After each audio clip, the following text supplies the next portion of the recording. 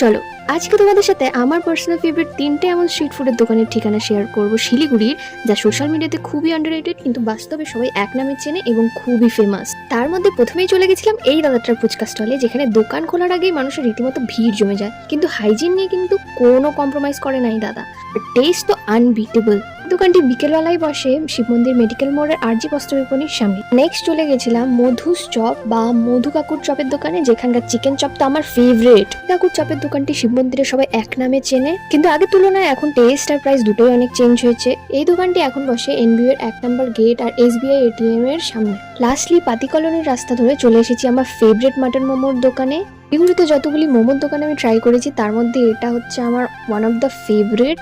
যারা এই দোকানটি চেনে আর এখানকার মোমো খেয়েছে তারাই বলতে পারবে আমি কেন এভাবে বললাম। এটা হলো মোমো জাংশন আর এই দোকানটি প্রায় 30 বছর পুরনো।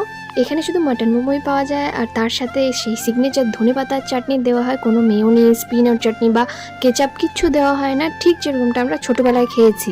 মোমোগুলো মুখে দিলেই একদম মিলিয়ে যায়, উপরের লেয়ারটা এত পাতলা। আর এখানকার ডিম সুপও ইকুয়ালি ফেমাস তাদের মাটন মোমোর মতো। তোমরাও এই দোকানগুলিতে খেয়ে থাকলে আমাকে জানাতে ভুলো না কোন দোকানটি তোমাদের ফেভারিট, আমাকে জানিও। দেখা হচ্ছে আবার নেক্সট ভিডিওতে। বাই।